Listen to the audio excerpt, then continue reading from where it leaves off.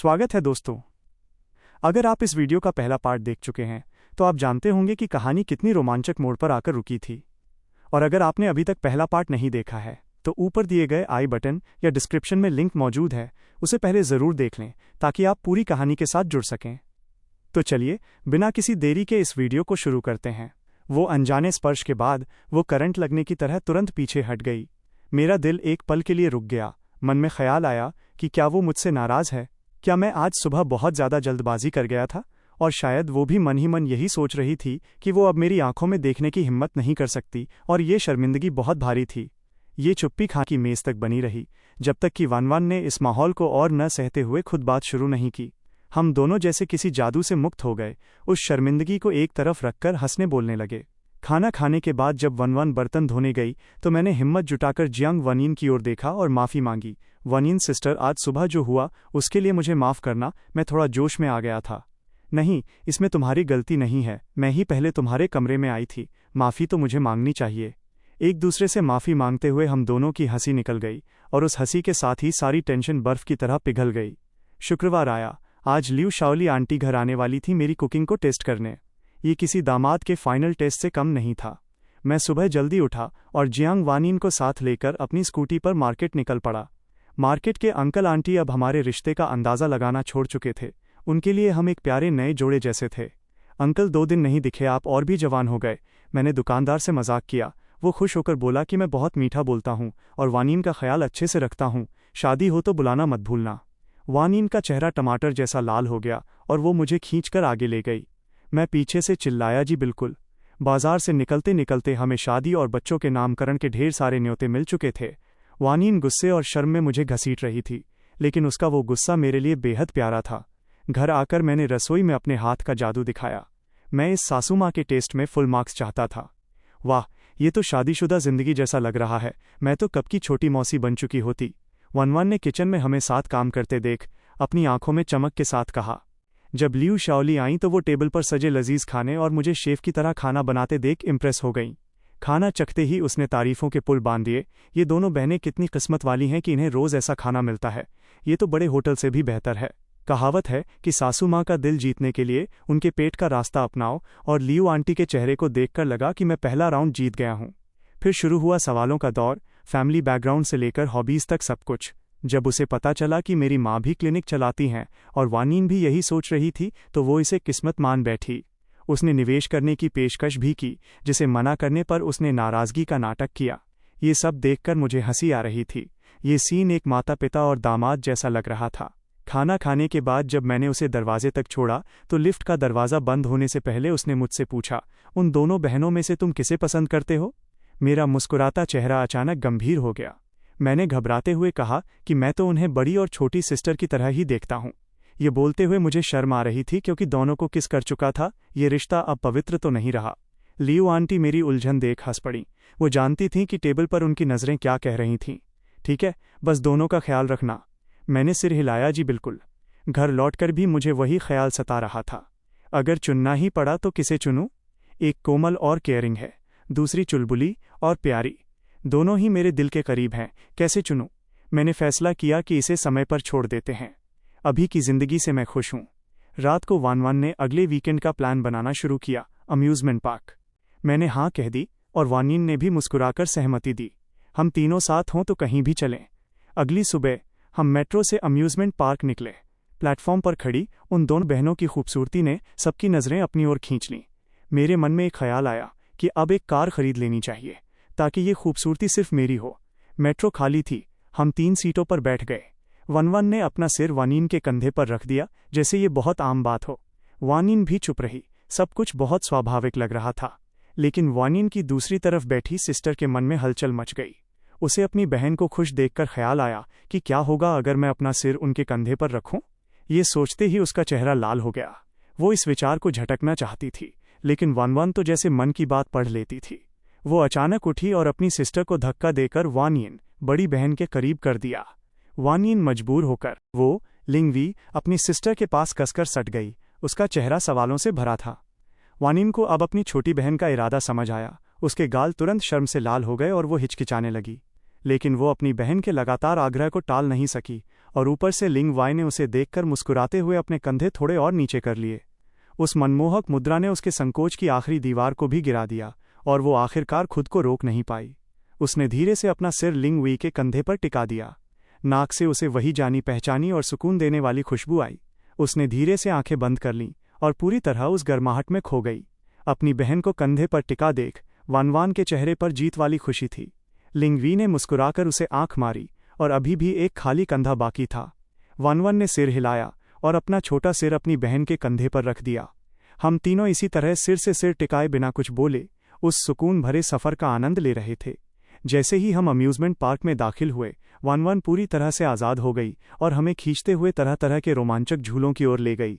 मैं इस बार समझदार निकला। पूरे समय फ़ोन अपने हाथ में रखा और उनके हर खुशी भरे पल को कैद करता रहा। लेकिन जब मैं उन दोनों बहनों की पीठ की तस्वीरें लेने में व्यस्त था, तभी एक दुर्घटना हो गई। जेके यूनिफॉर्म पहने एक लड़की अचानक लिंग वाई के सामने आ गई। अपना फ़ोन लहराते हुए तीखी और कड़वी आवाज़ में चिल्लाने लगी, परिवार वालों, क्या कोई समझ सकता है? मुझे एक सीक्रेट फोटोग्राफर मिल गया जो इन 2 खूबसूरत लड़कियों का पीछा कर रहा है। ये बहुत डरावना है। उसकी पतली तीखी आवाज़ ने तुरंत आसपास के सभी लोगों का ध्यान खींच लिया। लोग उंगली उठाकर बातें करने लगे। खुद को न्याय का मसीहा समझने वाले कुछ लड़के आसपास जमा हो गए, जैसे वे उनकी रक्षा करने वाले शूरवीर हों। मैंने अपना चेहरा सिकोड़ा, सोचा कि क्या इस लड़की का दिमाग खराब है? क्या उसे दिख नहीं रहा कि वे दोनों खुद फोटो खिंचवाने में सहयोग कर रही थीं? लिंग वी ने बहस करना बेकार समझा, सीधे आगे बढ़ी और दोनों बहनों को अपनी बाहों में कसकर पकड़ लिया। बहन, तुम्हारी कौन सी आंख खराब है? क्या तुम्हें नहीं दिख रहा कि हम सब साथ हैं? आसपास के लोगों ने देखा तो समझ गए कि ये गलत फहमी थी और सब वहां से छंट गए। बस जाते जाते वे सभी लिंग वी को जलने वाली नज़रों से देखते रहे। वो जेके लड़की अचानक शर्मिंदा हो गई, उसका चेहरा पीला पड़ गया। वो अपने फ़ोन में खुद से ही बड़बड़ाने लगी। मैं उसे करारा जवाब देने ही वाला था कि पास में कोई उत्साह से चिल्लाया, मुझे लगता है मैंने इस लड़की को किसी वीडियो में देखा है। उसका टाइटल कुछ 1000 का था और उसकी क्वालिटी साधारण थी। ये सुनते ही भीड़ में हड़कंप मच गया। सब कानाफूसी करने लगे। हर कोई उसका नाम जानना चाहता था। उस लड़की का चेहरा हरे रंग का हो गया और बिना सोचे वो बोल पड़ी, तुम बकवास कर रहे हो, मैं 2000 वाली हूँ। इतना कहते ही उसे अपनी गलती का एहसास हुआ। उसने अपना चेहरा छुपाया और सबके उपहास के बीच वहां से भाग खड़ी हुई। इस तमाशे को देखकर हम तीनों एक दूसरे को देखते रहे और फिर हंसी नहीं रोक पाए। इस छोटी सी घटना को छोड़कर हम आगे बढ़े और रोलर कोस्टर के पास पहुंचे। ऊपर से गुजरते हुए लोहे के उस विशाल ढांचे को देखकर वानिन स्पष्ट रूप से डर गई थी। मेरे और वानवान के बार बार प्रोत्साहन के बाद उसने हिम्मत जुटाई और उस पर बैठ गई। जब रोलर कोस्टर तेजी से नीचे गिरा तो वजनहीनता ने सबको जकड़ लिया। बगल में वानवान उत्साहित होकर चिल्लाने लगी, लेकिन वानिन गहरे डर के कारण कुछ भी बोल नहीं पा रही थी। मैंने उसे ताकत देने के लिए उसका हाथ कसकर पकड़ा। उसकी हथेलियां ठंडी थीं। उसने लिंग वी की तरफ हिम्मत जुटाकर देखा, लेकिन लिंग वी उसे देखकर बस मुस्कुरा रही थी। उसकी आंखों में पूरा भरोसा था। न जाने क्यों लिंग वी की मुस्कान देखकर उसका डर काफी हद तक दूर हो गया। वानिन ने भी अपना मुंह खोला और अपनी बहन के साथ चीखने लगी और वो दबा हुआ डर पूरी तरह गायब हो गया। रोलर कोस्टर से उतरने के बाद वानिन का हाथ अभी भी लिंग वाई के हाथ में था। हथेलियां गीली थीं, वो अभी भी पूरी तरह सामान्य नहीं हुई थीं। ये देखकर वानवान मुस्कुराते हुए दूसरी तरफ गई और अपनी बहन का दूसरा हाथ पकड़ लिया। हम तीनों हाथ थामे आगे बढ़ने लगे। बाद में अम्यूज़मेंट पार्क में भीड़ बहुत ज़्यादा बढ़ गई। वानवान थोड़ा उदास थी। वो अपने फ़ोन पर लाइन की जानकारी देख रही थी। मैंने कहा कि क्या खेलने वाले हैं, ये ज़रूरी नहीं है, ज़रूरी ये है कि किसके साथ खेल रहे हैं। वे दोनों सुनकर मुस्कुरा दीं और उनके चेहरे से उदासी गायब हो गई। फिर हम एक सुनसान गलियारे की ओर गए जो एक हॉरर हाउस था। दरवाजे पर पहुंचते ही वनवन फिर से उत्साहित हो गई और अपनी छाती ठोककर वादा किया कि ये चीज़ें उसे बिल्कुल नहीं डरा सकतीं। उसे उत्साहित देखकर और बगल में डरी हुई वानिन को देखकर लिंग वी थोड़ा उलझन में था। इन दोनों बहनों की हिम्मत में ज़मीन आसमान का अंतर था। भीड़ न होने की वजह से हम अंदर चले गए। उस घने अंधेरे में कदम रखते ही लिंग वाई ने महसूस किया कि उन दोनों ने उसके हाथ कसकर पकड़ लिए थे। वानिन तो पूरी तरह उसके शरीर से चिपक गई थी। आंखें पूरी तरह बंद थीं। वो रास्ता भी नहीं देख पा रही थी। लिंग वी को हंसी आ रही थी। उस डरावने रास्ते पर चलते हुए कान में अजीब डरावना संगीत बज रहा था। अचानक बगल में लगे यंत्र से भयानक चीख निकली। वानिन डर के मारे बुरी तरह कांप गई और लगभग लिंग वी के सीने में घुस गई। और आगे चल रही वनवन का शरीर भी एक झटके से हिला और वो छोटे छोटे कदम उठाकर मेरी तरफ आने लगी।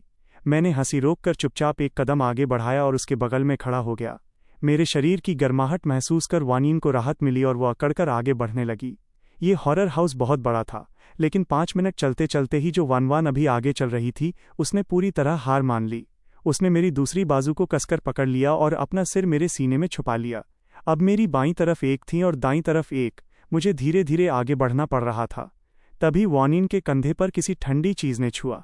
उसने सोचा कि ये लिंग वाई है और आंखें खोल दी, लेकिन सामने उसे एक कंकाल का पुतला दिखा जिसकी सफ़ेद हड्डियों वाली उंगलियां उसके चेहरे को छूने ही वाली थीं। डर की पराकाष्ठा हो गई। वो चिल्लाई नहीं, बल्कि सहज प्रवृत्ति के कारण पूरी ताकत लगाकर मेरी तरफ खिसकी। इस अचानक आई भारी ताकत की वजह से मेरा संतुलन बिगड़ गया और मैं धक्का खाकर पास की एक काली दीवार से जा टकराया। मैं ठंडी दीवार के सहारे खड़ा था और मेरी बाहों में 2 गर्म और कांपते हुए शरीर थे। वानिन पूरे बदन से कांप रही थी और उसने अपने दोनों हाथ मेरी गर्दन में डाल रखे थे। वो किसी डरे हुए कोआला की तरह मुझसे चिपकी थी। उसकी आंखें लाल थीं और ऐसा लग रहा था जैसे वो अभी रो देगी। मैंने फौरन एक हाथ से उसकी पीठ थपथपाई और सबसे प्यार से उसे शांत किया। कहा कि सब ठीक है, ये सब नकली है, मैं यहाँ हूँ। दूसरी तरफ वानवान भी बहुत डरी हुई थी। उसने मेरा दूसरा हाथ कसकर पकड़ लिया था और अपना सिर मेरे कंधे में छुपा लिया था। ऐसा लग रहा था जैसे मेरी मौजूदगी में उसे सारी दुनिया का डर खत्म हो जाता है। गनीमत थी कि वहाँ अंधेरा था, वरना हम जिस तरह एक दूसरे से चिपके थे, पीछे आने वाले लोग हमें हॉरर हाउस का कोई नया खिलौना समझ लेते। पता नहीं कितनी देर बाद दोनों का डर कम हुआ। वानिन ने मेरी गर्दन से हाथ हटाकर मेरी बाजू को कसकर पकड़ लिया और उसे अपने सीने से लगा लिया। फिर उसने अपनी चमकती आंखों से मुझे देखा। दूसरी तरफ वानवान ने भी आंखें खोलीं और मुझे उसी नज़र से देखा। मैंने धीरे से पूछा कि क्या हम बाहर चलें? दोनों ने सिर हिलाया। भले ही उन्हें मेरी बाहों में अच्छा लग रहा था, पर वहाँ ज़्यादा देर रहना सही नहीं था। मैंने दोनों को अपनी बाहों में लिया और आगे बढ़े। 2 कदम चलते ही मुझे कुछ अजीब महसूस हुआ। मेरी दोनों भुजाएं उनकी बाहों में दबी हुई थीं और उनकी कोमलता महसूस कर मेरा चेहरा गर्म होने लगा। मेरी धड़कनें तेज हो गईं। ये एक मीठा सा दर्द था।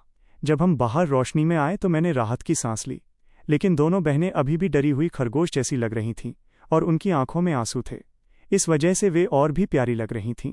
आसपास के लड़के मुझे ऐसे देख रहे थे मानो मैं कोई विलेन हूं जिसने मासूम लड़कियों को परेशान किया हो। मैं जल्दी से उन्हें वहां से ले गया। मुझे लगा बाहर आते ही वे मेरा हाथ छोड़ देंगी, पर उन्होंने कसकर पकड़े रखा। मैंने सुझाव दिया कि अब लंच कर लेते हैं। दोपहर हो चुकी थी। उन्होंने मान लिया और हम खाने की जगह गए। जब हम टेबल पर बैठे तब जाकर उन्होंने मेरा हाथ छोड़ा। मुझे थोड़ी आज़ादी मिली और मैंने चैन की सांस ली। भले ही वो एहसास अच्छा था, लेकिन लोगों की नज़रों के बीच इतनी देर रहना थोड़ा मुश्किल था। मैंने फ़ोन से खाना ऑर्डर किया, एक करी राइस, पर उसका अजीब रंग और कड़वा स्वाद देखकर मेरी भूख मर गई। मेरी थाली देखकर दोनों बहनें हंसने लगीं। जब मैं दुखी होकर दूसरी डिश मंगाने वाला था, उन्होंने अपनी थाली का आधा खाना मुझे दे दिया। वानिन ने मुस्कुराकर कहा कि वे दोनों इतना नहीं खा सकती, मैं मदद कर दूं। वानवान ने भी कहा कि बस अभी काम चला लो, घर जाकर कुछ अच्छा खाएंगे। उनकी परवाह देखकर मेरा मूड ठीक हो गया। तीनों का खाना मिलकर दोपहर का भोजन बहुत मज़े से हुआ। शाम तक हम कुछ और झूले झूले। वानवान थक चुकी थी। उसने हमें फेरिस व्हील के पास बुलाया। उसने कहा कि दिन खत्म करने का इससे बेहतर तरीका क्या होगा। हम तीनों एक केबिन में बैठ गए। जैसे जैसे झूला ऊपर गया, शहर की रात की लाइटें बहुत सुंदर लग रही थीं। वानवान ने कहा कि जब झूला सबसे ऊपर हो तो जो प्रेमी जोड़े गले मिलते हैं वे हमेशा साथ रहते हैं। उसने सुझाव दिया कि हम भी कुछ ऐसा ही करें। हम दोनों एक दूसरे को देखकर मुस्कुरा दिए।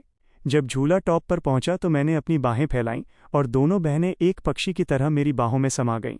मैंने उन्हें जोर से गले लगा लिया। उस पल मन में बहुत शांति थी। झूले से उतरकर हम घर वापस चले। मेट्रो में वे दोनों स्वाभाविक रूप से मेरे अगल बगल बैठ गईं। मेरा हाथ पकड़कर सिर मेरे कंधे पर रख लिया और सो गईं। मैं उनका तकिया बनकर बहुत खुश था। घर पहुंचकर वे इतनी थक गई थीं कि चल नहीं पा रही थीं, इसलिए मैंने उन्हें सोफे पर आराम करने को कहा और खुद किचन में जाकर हॉटपॉट तैयार किया। हॉटपॉट खाकर सब कुछ बहुत अच्छा लगा। आज दोपहर का खाना बेकार था, तो ये खाना किसी अमृत जैसा था। रात के 9 बज चुके थे। मैं जाने ही वाला था कि वानिन के पास उसकी माँ की वीडियो कॉल आई। उन्हें पता चला कि हम पार्क गए थे, इसलिए उन्होंने कॉल किया। वीडियो कॉल देखकर दोनों बहनें घबरा गईं और सीधे बैठकर अपने बाल और कपड़े ठीक करने लगीं। मैंने हंसते हुए कहा कि वे हमेशा ही सुंदर दिखती हैं, तो वे शर्मा गईं और माँ की बात सुनने लगीं। मेरी माँ का चेहरा खुशी से चमक उठा। वो लगातार उन दोनों बहनों की तारीफ कर रही थी। वानवान भी पास आई और उसने बहुत प्यार से नमस्ते कहा। दोनों बहनें स्क्रीन पर दिख रही उस महिला को देख रही थीं जो बिल्कुल मेरी तरह दिखती थी और मन ही मन सोच रही थी, क्या ये लिंग वाई की मम्मी है? मेरी माँ तो अंदर ही अंदर फूली नहीं समा रही थी, मन ही मन सोच रही थी कितनी प्यारी लड़कियां हैं। मेरे इस चुपचाप रहने वाले बेटे ने मुझे इतना बड़ा सरप्राइज कब दे दिया। बहुत बढ़िया। उसके बाद मेरी माँ की आंखें चमकने लगीं और वो उन दोनों बहनों से ऐसे बात करने लगी जैसे कोई सास अपनी होने वाली बहू को देख रही हो। मैं बस पास बैठा था और देख रहा था कि मेरी माँ आधे घंटे से बात कर रही हैं, पर मेरे बारे में एक शब्द भी नहीं पूछा। मुझे लगा कि मैं बस एक जरिया बनकर रह गया हूँ। जब रात के 10 बज गए तो मैंने याद दिलाया, मम्मी अब देर हो रही है, मुझे और वनवान को कल सुबह काम पर जाना है। ये सुनकर माँ की मुस्कान और भी चौड़ी हो गई। इतनी रात को मेरा बेटा उनके घर पर है? क्या ये साथ में रह रहे हैं? उसे लगा कि जल्द ही उसे पोता पोती मिलने वाले हैं। माँ को ऐसे खुश देख मुझे समझ आ गया कि वो क्या क्या सोच रही हैं। मैंने फिर से टोका, तब जाकर उन्होंने बड़ी मुश्किल से उनसे विदा ली और वीडियो कॉल बंद की। मैंने थोड़ा शर्मिंदा होकर कहा कि मेरी माँ थोड़ी ज़्यादा बातें करती हैं और उनकी कल्पना शक्ति बहुत तेज़ है, बुरा मत मानना। लेकिन दोनों बहनों ने तुरंत सिर हिलाकर कहा कि आंटी बहुत अच्छी हैं। सबको गुड नाइट कहकर मैं अपने घर की तरफ बढ़ा। लेकिन जैसे ही मैंने दरवाज़ा खोलने की कोशिश की, एक मुसीबत हो गई। इलेक्ट्रॉनिक लॉक की बैटरी ख़त्म हो गई थी और चाबी भी नहीं घूम रही थी। दरवाज़ा पूरी तरह जाम हो चुका था। मकान मालिक ने कहा कि कल ही कोई मिस्त्री आ पाएगा। जब मैं होटल में रहने की सोच रहा था तो वानीन ने मेरा हाथ पकड़ लिया। उसकी आंखों में ईमानदारी और थोड़ी घबराहट थी। उसने कहा, हमने गेस्ट रूम अभी साफ किया है, सब कुछ नया है, क्या तुम आज रात यहीं रुक सकते हो? वनवान भी जोर जोर से सिर हिलाने लगी, जैसे डर रही हो कि मैं मना न कर दूं। उनकी उम्मीद भरी आंखों को देख मैं मना नहीं कर पाया और मान गया। उसके बाद दोनों बहनें नहाने चली गईं। बाथरूम से पानी की आवाज़ आ रही थी और मैं सोफे पर बैठकर अजीब अजीब बातें सोचने लगा। मैंने खुद को शांत करने की कोशिश की, पर कोई फ़ायदा नहीं हुआ। पता नहीं कितनी देर बाद दरवाज़ा खुला और वे बाहर आईं। उन्हें देखते ही मेरी सारी हिम्मत जवाब दे गई। वानीन ने काली सिल्क की नाइटगाउन पहनी थी जो उसके शरीर की बनावट को बहुत खूबसूरती से दिखा रही थी, और वानवान ने गुलाबी रंग की खरगोश वाली नाइटगाउन पहनी थी जिसमें वो बहुत मासूम और प्यारी लग रही थी। नहाने के बाद उनकी त्वचा चमक रही थी। मुझे इस तरह घूरता देख उनके गाल शर्म से लाल हो गए। मेरा भी चेहरा गर्म हो गया और सांसें तेज होने लगी। मैं झटपट खड़ा हुआ और बोला, मैं नहाने जा रहा हूँ, और बाथरूम में भाग गया। ठंडे पानी ने भी मेरे अंदर की आग कम नहीं की। नहाकर बाहर आया तो देखा कि वे अपने अपने कमरों में जा चुकी थीं। तब जाकर मुझे थोड़ी राहत मिली। मैं उस कमरे में गया जो वानीन ने मेरे लिए तैयार किया था, जो असल में उसका अपना बेडरूम था। तो दोस्तों, यहीं पर यह कहानी पूरी होती है। इस वीडियो को अंत तक देखने के लिए आपका बहुत बहुत शुक्रिया। अगर आपको ये वीडियो पसंद आया तो इसे लाइक करना न भूलें और कमेंट्स में अपनी राय ज़रूर बताएं। चैनल को सब्सक्राइब करें ताकि आप ऐसी और भी वीडियो देख सकें। अपना ख्याल रखें और मिलते हैं अगली वीडियो में।